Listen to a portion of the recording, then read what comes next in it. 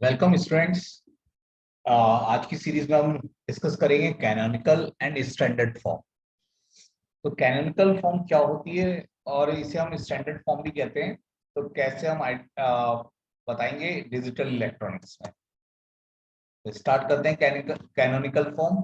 देखिएगा, in Boolean algebra Boolean function can be express as canonical normal form. यानी कि जो बुलियन फंक्शन है उसे हम कैसे एक्सप्रेस कर सकते हैं, हम कैनोनिकल नॉर्मल फॉर्म से एक्सप्रेस कर सकते हैं, जिसे हम कहते हैं या तो मिन टर्म और max term.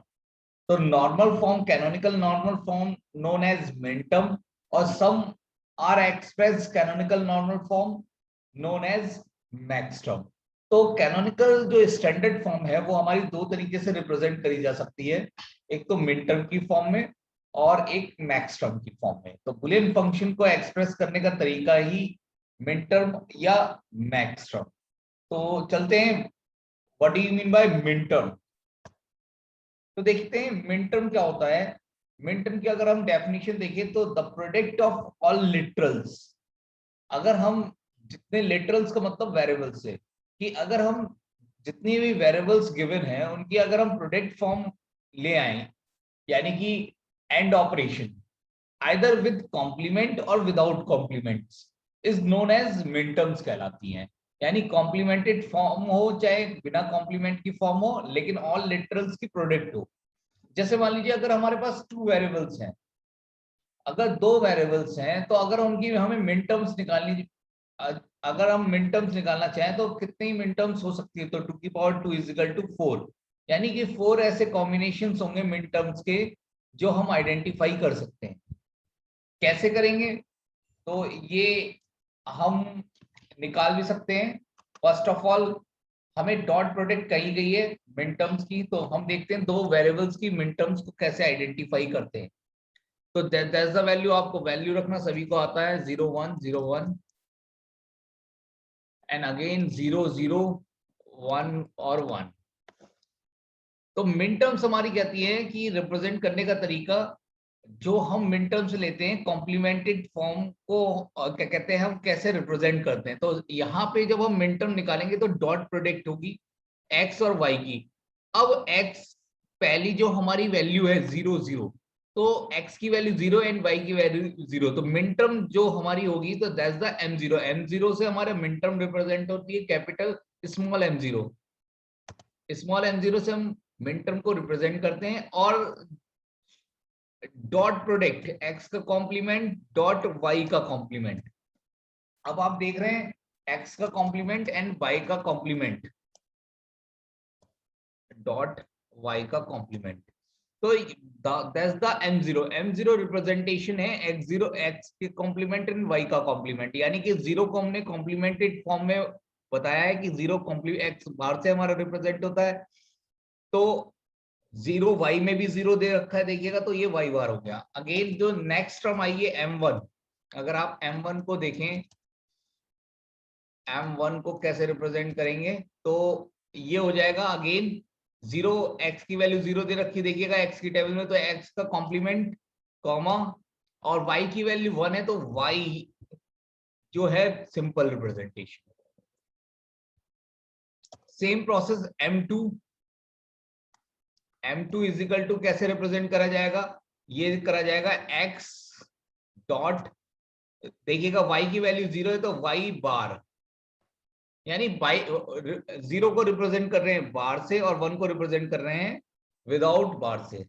And m3 representation देखिएगा, m3 रिप्रेजेंटेशन कैसे होगी, तो ये हो जाएगा x डॉट y।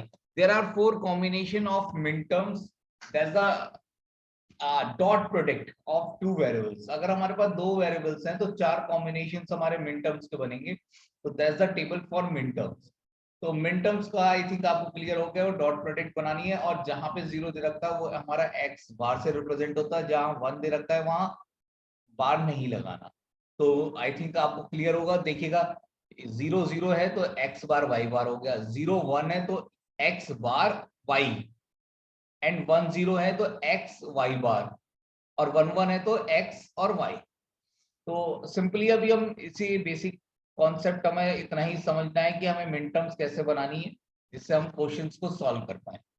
आगे चलते हैं। मैक्स टर्म, अगर हमें मैक्स टर्म को कैसे आइडेंटिफाई करते हैं, तो मैक्स टर्म क्या होती है, इसमें क्या कहता है, सम ऑफ ऑल लिटरल्स, कि अगर हम सारे वेरिएबल्स का सम कर देंगे, मान लीजिए 2 वेरिएबल्स हैं तो जितने भी कॉम्बिनेशंस उसके बनते हैं उनका सम अलग अलग, आइदर विद कॉम्प्लीमेंट और without complement, is known as max term. तो अगर आप देखें 2 वेरिएबल हमारे पास x एंड y है, तो कितनी मैक्स टर्म, अगर हमारे 2 वेरिएबल के मैक्स टर्म्स देखें तो कौन कौन सी टर्म्स आ सकती है दोनों में, या तो x प्लस वाई होगा या x प्लस वाई बार, सेम ऐसे इसे रिप्रेजेंट करते हैं प्लस साइन से, जैसे सम बताया मैंने। तो अगर आप देखें तो मैक्स टर्म एक तरह से मिन टर्म का कॉम्प्लीमेंटेड फॉर्म होती है मैक्स टर्म। तो m0 से कैपिटल M0 से रिप्रेजेंट करते हैं, तो सिंपली आप मिन टर्म का कॉम्प्लीमेंट कर दें, तो x बार y बार है तो x बार का कॉम्प्लीमेंट क्या आ जाएगा, x, और y बार का y। m1 को अगर आप रिप्रेजेंट करना चाहते हैं तो x का x बार है तो यहाँ x हो जाएगा, और डॉट y बार। अगेन m2 को कैसे रिप्रेजेंट करेंगे, m2 कैपिटल M2, तो x है तो x bar comma dot y है तो y बार है तो y। और m3 को कैसे रिप्रेजेंट करेंगे, x बार डॉट y बार। तो that's the representation of the max term values. Max term क्या होती है, मिन टर्म्स का कॉम्प्लीमेंट होती है मिन टर्म मैक्स टर्म, यानी कि अगर हमें मिन टर्म्स पता है तो हम मैक्स टर्म बता सकते हैं, और मैक्स टर्म पता है तो मिन टर्म्स बता सकते हैं। तो एक दूसरे के ये कॉम्प्लीमेंट फॉर्म होती हैं। तो आई थिंक आप सभी को मिन टर्म्स और मैक्स टर्म निकालना आया होगा। आगे चलते हैं टेबल्स में। हमें एक्चुअली जो टॉपिक है, मेन टॉपिक हमारा है, हमें पढ़ना है सम ऑफ प्रोडक्ट।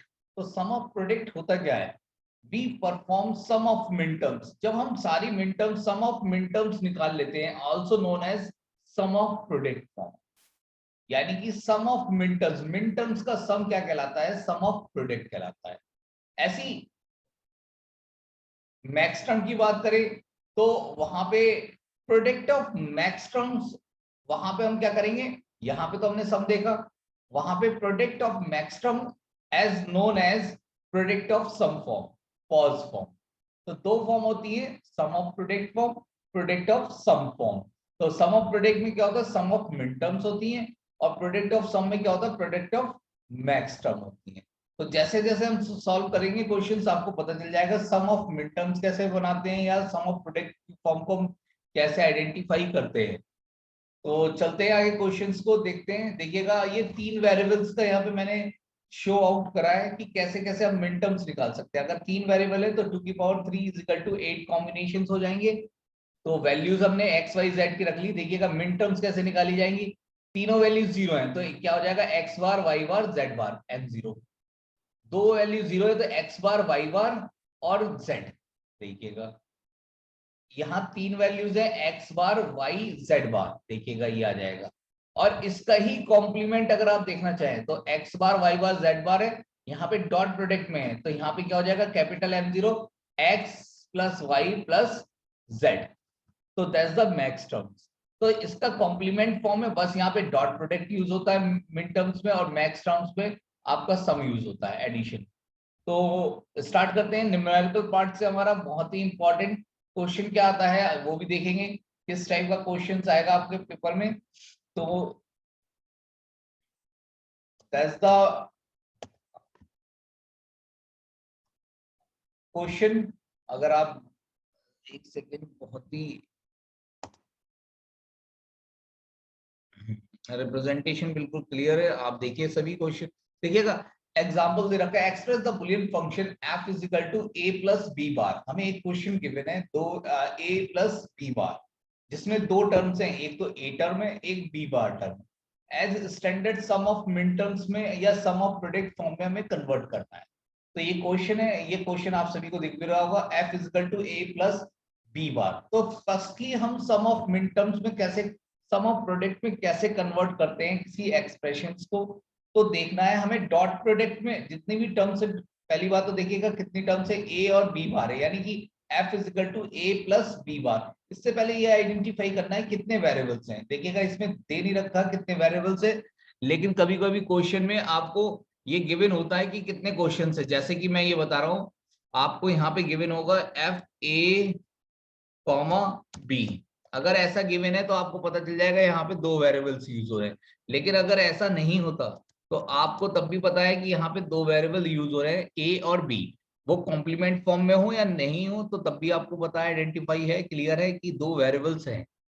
तो फर्स्टली दो वेरिएबल्स हमें आइडेंटिफाई हो गए।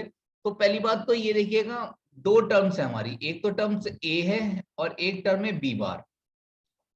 अब हमें क्या करना है, सबसे पहले इन दोनों टर्म्स में दोनों वेरिएबल होना जरूरी है। पहली बात तो सम ऑफ प्रोडक्ट ये कहता है कि दोनों वेरिएबल्स क्या कहते हैं, जितने भी वेरिएबल्स होने दे रखे हैं किसी फंक्शन के अंदर वो हर टर्म में होने चाहिए। तो हम कैसे इसे हर टर्म को पूरा कर सकते हैं, तो इसके लिए मैंने क्या करा है, देखिएगा लिखा भी है, this function is two terms with addition symbol plus symbol, firstly complete all the literals in every term. सबसे पहले हमें ऑल द लिटरल्स यानी ऑल द वेरिएबल्स पूरे कंप्लीट करने होंगे दोनों टर्म्स के अंदर, ए में भी और बी बार में भी। तो सबसे पहले हम क्या करते हैं, ए में किसका टर्म, कौन सी टर्म मिसिंग है, देखिए ए में बी नहीं है और बी बार में ए नहीं है। तो दोनों जगह में कहीं बी नहीं है और ए नहीं है। तो कैसे, सबसे पहले ए के साथ हम बी को जोड़ना चाहेंगे, तो हमने सबसे पहले क्या करा, एफ इज इक्वल टू एक आइडेंटिटी यूज करी, F is equal to A dot one, Boolean क्या कहते हैं आइडेंटिटी है ये, A dot one is equal to क्या मिलता है, ए ही मिलता है। तो हमने वन की डॉट प्रोडक्ट कर ली तो कोई दिक्कत नहीं, plus B bar same copy कर लिया। अगेन एक आइडेंटिटी और होती है कि अगर a plus A bar is equal to one, A plus A bar क्या होता है, हमारा वन के इक्विवेलेंट होता है। तो a प्लस ए बार हमारा वन के इक्विवेलेंट होता है, तो b प्लस बी बार भी वन के इक्विवेलेंट होगा और c प्लस सी बार भी वन के इक्विवेलेंट होगा। तो जितनी भी नंबर ऑफ टर्म्स है वो उतने ही इक्विवेलेंट हो गए। तो ये हमने क्या करा है, यहाँ पे a और वन की जगह लिख लिया b प्लस बी बार। तो आप ये देख रहे होंगे b प्लस बी बार आ रहा है, तो ये किसके इक्विवेलेंट हो गया, b plus B bar one के इक्विवेलेंट हो गया, प्लस बी बार डॉट, इसमें एक ही टर्म मिसिंग थी इसलिए पहले हमने वन से मल्टीप्लाई कर दिया, देखिएगा, और फिर हमने देखिए इस ओपन कर लिया F is equal to A B और A B bar plus B bar. अब वन को हमने क्या मान लिया, इसमें टर्म कौन सी मिसिंग थी, जो टर्म मिसिंग है वो ही लिख लेंगे, ए प्लस ए बार। तो अब हमारा देखिएगा एक्सप्रेशन आ गया, एफ इज इक्वल टू जो भी आपको एक्सप्रेशन यहाँ पे मिलता है, that's the expression, final expression, F is equal to that's the term. अब आपको क्या करना है, इसमें से रिमूव कॉमन टर्म्स, जो कॉमन टर्म्स हैं वो रिमूव, यानी कि अगर एक से ज्यादा बार आ रही है कोई टर्म तो उसे रिमूव कर दे, सारी टर्म्स ना रिमूव करे, उसमें जितनी, मान लीजिए कोई टर्म 3 बार आ रही है तो एक बार लिखना है, 2 बार आ रही है तब भी एक बार लिखना है, 4 बार आ रही है तब भी एक बार लिखना है। तो देखिएगा इसमें ए बी बार यहाँ पे भी मिल रहा है और ए बी बार यहाँ पे भी मिल रहा है, तो हमने क्या कर दिया, ए बी बार को सिंगल कर दिया, बाकी ए बी को भी ले लिया और ए बी बार भी ले लिया। अब देखिएगा ये आपका फाइनल, अब आप देख रहे हैं एक्सप्रेशन, आपको फाइनल एक्सप्रेशन मिल चुका है। ये आपका जो एक्सप्रेशन है इसमें देखिएगा हर टर्म में वो दोनों वेरिएबल्स गिवन है, चाहे वो बार की फॉर्म में हो चाहे वो बिना बार की फॉर्म में हो। अगेन स्टार्ट करते हैं, अब इनकी वैल्यूज कैसे निकालेंगे। तो ए बी क्या होता है, देखिएगा आपको टेबल बताई थी अभी मैंने, ए बार बी बार तो हमारा m0 होगा, ए बार बी बार आपको टेबल याद होनी चाहिए बार को, और ए बी बार देखिएगा टेबल के अकॉर्डिंग m2 होगा और ए बी को हम क्या लिखते हैं, m3 लिखते हैं। तो सम ऑफ प्रोडक्ट को कैसे हम आइडेंटिफाई करेंगे, देखिएगा m3 plus m2 plus m0, sum of product is represented by sigma sign, इसे हम सिग्मा साइन से रिप्रेजेंट करते हैं। सम ऑफ प्रोडक्ट अगर सिग्मा लगाए तो ये सम ऑफ प्रोडक्ट फॉर्म है, जो वैल्यूज दे रखी है वो सम ऑफ प्रोडक्ट की वैल्यूज है। तो इसे सीक्वेंस में लिख लेते हैं 0 2 एंड 3, तो 0 2 एंड 3।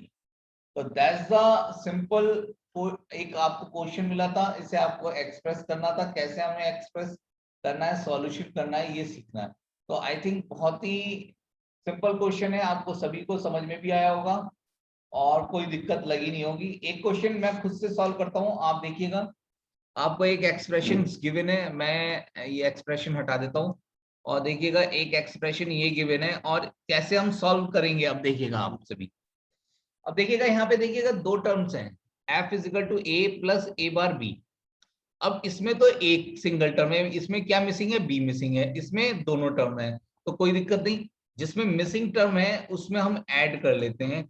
अब ऐड जो करेंगे पहले तो वही process, simple a bar b and f is equal to a, और इसमें b मिसिंग है तो b plus b bar, b plus b bar 1 के इक्विवेलेंट होता है, प्लस हमने a bar b same copy कर दिया ऊपर से। अगेन इसे ओपन कर लेते, f is equal to A B plus A B bar, A B bar plus A bar B. तो दैट्स द फाइनल आंसर।